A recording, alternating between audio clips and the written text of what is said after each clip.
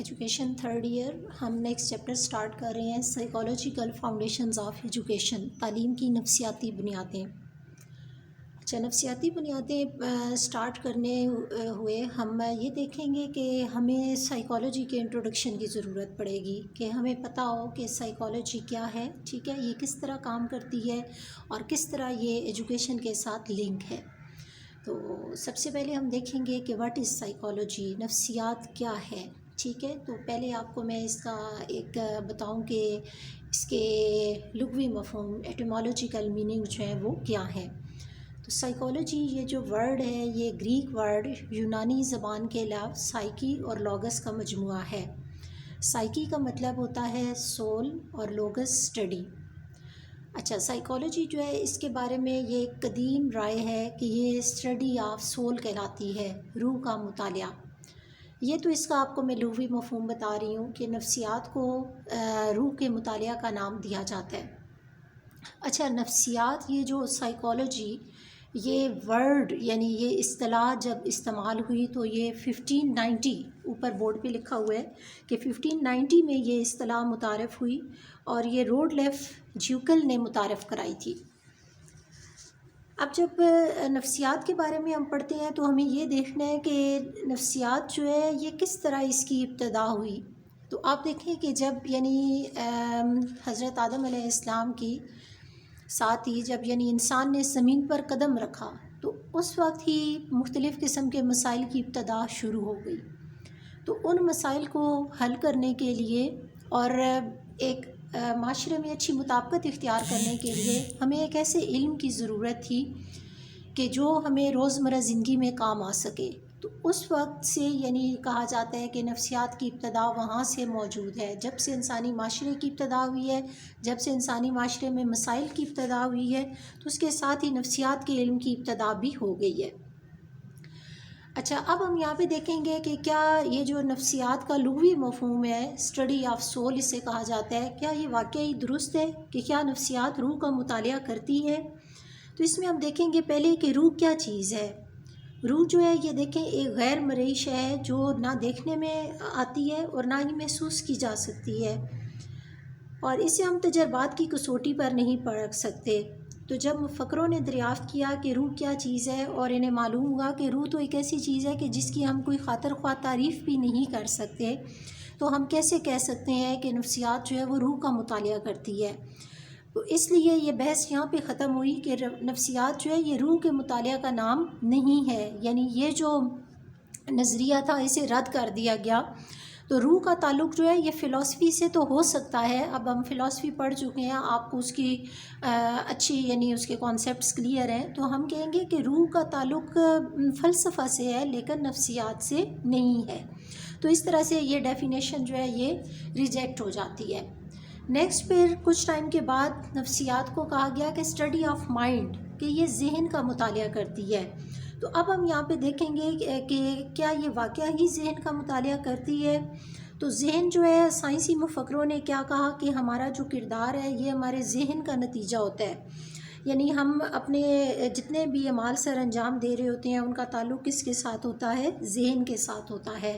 تو نفسیات کی اس کانسیپٹ کے اوپر ٹیچنر نے اور ہیوم نے کافی کام کیا، لیکن جب انہوں نے اس پہ تجربات کیے اور انہیں پتہ چلا کہ انسان کے کردار کا تعلق صرف مائنڈ کے ساتھ نہیں ہے، ذہن کے ساتھ نہیں ہے، بلکہ اور بھی بہت سے عوامل ہیں کہ جو انسان کے کردار کو اور اس کے بیہیویئر کو متاثر کرتے ہیں، تو تب نفسیات کی یہ تعریف بھی ریجیکٹ ہو گئی کہ اسے ہم صرف یہ کہیں کہ یہ اسٹڈی آف مائنڈ ہے، یعنی مائنڈ کے علاوہ بہت سے فیکٹرز ہیں جو سائیکالوجی میں انوالو ہوتے ہیں، تو اس لیے یہ تعریف بھی ریجیکٹ ہو گئی۔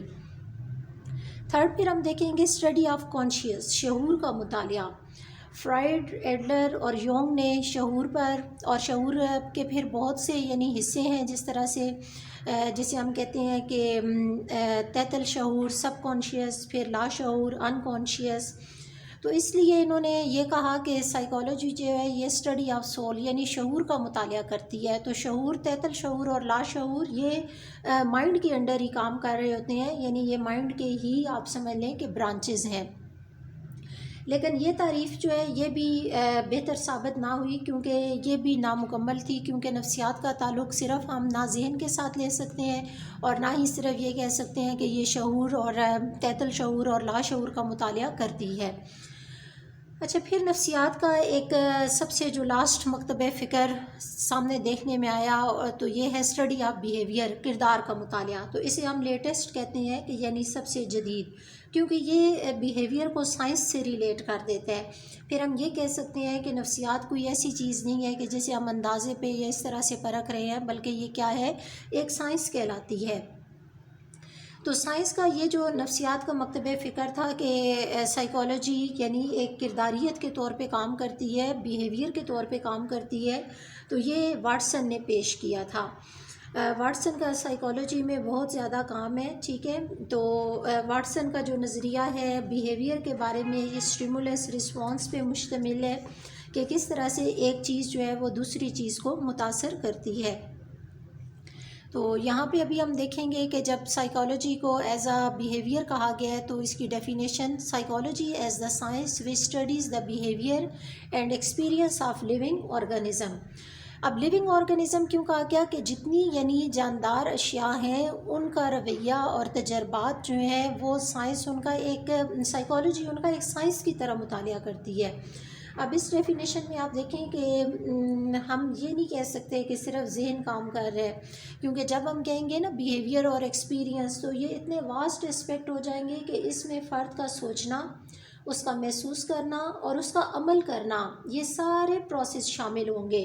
تو یہ اتنے یعنی واسٹ پروسیس ہیں کہ اس میں بہت سے فیکٹرز کام کرتے ہیں۔ اس میں ہم صرف یہ نہیں کہہ سکیں گے کہ روح ہے، صرف یہ نہیں کہیں گے ذہن ہے، صرف یہ نہیں کہیں گے کہ شعور ہے۔ تو بیہیویئر اور ایکسپیرینس یعنی سوچنا، محسوس کرنا اور عمل کرنا، ٹھیک ہے، تھنکنگ، فیلنگ اینڈ رسپونڈ، یہ تینوں جو ہے اس کے اندر بہت سے فیکٹرز کام کر رہے ہیں۔ تو اس لیے کرو اینڈ کرو نے بھی ایک ڈیفینیشن پیش کی کہ نفسیات ایک ایسا علم ہے جو کسی جاندار کے تجربات اور کردار کو واضح کرے، یعنی اس کے ایکسپیرینس اور اس کے بیہیویئر کو ڈیٹیلڈ بیان کرے گا۔ اچھا، اب یہاں پہ آپ دیکھیں کہ سائیکالوجی کو سائنس کیوں کہا گیا؟ سائنس اس لیے کہا گیا کہ یہ سائنٹیفک وے میں چیزوں کا مطالعہ کرنے کی صلاحیت رکھتی ہے۔ جیسے آپ کو میں نے فلسفی میں بتایا تھا کہ سائنٹیفک وے میں ہم چیزوں کا انالیسس کیسے کرتے ہیں، ہم کسی بھی چیز کے لیے جیسے ہائپوتھسس ایک مفروضہ بناتے ہیں کہ یہ چیز ایسے ہو سکتی ہے، اس کے یہ نتائج آ سکتے ہیں، اور پھر ہم بہت سی انفارمیشن کلیکٹ کر کے اس کے اوپر کیا کرتے ہیں، ایک ایکسپیریمنٹ کرتے ہیں، اور پھر ہم دیکھ رہے ہوتے ہیں کہ ہمارے پاس کیا کیا انفارمیشن آئی ہے، اسے ہم انٹرپریٹ کرتے ہیں، اس کا انالیسس کرتے ہیں، پھر کنکلوژن نکالتے ہیں، اور پھر ہم اس چیز کو ایکسیپٹ کرتے ہیں یا پھر ریجیکٹ کرتے ہیں۔ تو اس لیے کہا گیا کہ نفسیات جو ہے یہ ایک منظم سائنس ہے، ایک آرگنائزڈ نالج، ایک آرگنائزڈ سائنس ہے کہ اگر ہم کوئی تجربہ کس طرح سے آرگنائز اور ریلائبل ہوتا ہے، جب ہم اسے جتنی دفعہ کریں گے اس کے نتائج سیم آئیں گے، یعنی مختلف لوگ جب اسے مختلف وقت میں کریں گے تو نتائج کیا ہوں گے، سیم ہوں گے۔ تو یہاں پہ بھی ہم دیکھیں گے کہ نفسیات کو ایز اے بیہیویئر کام کرنے میں جو ماہرین ہیں، ان میں ولیم جیمز کا نام ہے، واٹسن، میک ڈوگل، اسکنر، کرو اینڈ کرو۔ تو انہوں نے مختلف ڈیفینیشن بھی دی ہوئی ہیں۔ جیسے ولیم جیمز نے کہا کہ نفسیات انسان کی ذہنی زندگی کے مطالعہ کا نام ہے۔ اب جب ہم ذہنی زندگی کی بات کر رہے ہیں نا، مینٹل لائف کی، ٹھیک ہے، تو اس کا تعلق مائنڈ کے ساتھ ہے، لیکن صرف مائنڈ نہیں ہے، مائنڈ اب سائیکالوجی کی لیٹسٹ ڈیفینیشن میں انوالو ہے ہمارے بیہیویئر یعنی کردار کے ساتھ۔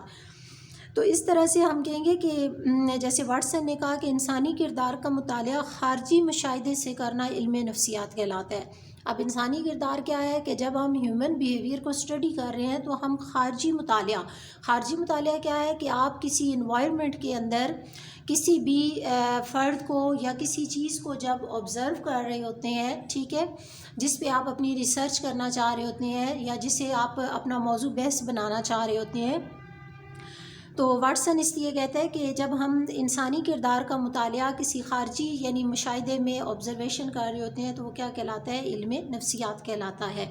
تو ایک سمپل سی ڈیفینیشن بھی ہے کہ انسانی کردار کا سائنسی مطالعہ یعنی scientific study of human behaviour is called psychology. تو یہ آپ کو میں نے آج ڈیفینیشنز کروا دی ہیں. ٹھیک ہے. نیکسٹ جو ہمارا ٹاپک ہے وہ ہے نفسیات کی شاخیں. تو آپ اس ٹاپک کو یہاں پہ سننے کے بعد آپ اس کی سائیکالوجی کی تعریف یعنی اس کا مفہوم اور مختلف ٹائم میں سائیکالوجی کے بارے میں کیا نظریات پیش کیے جاتے رہے اس کی آپ شارٹ کویسچنز کی اسائنمنٹ پریپیئر کریں گی. Thank you.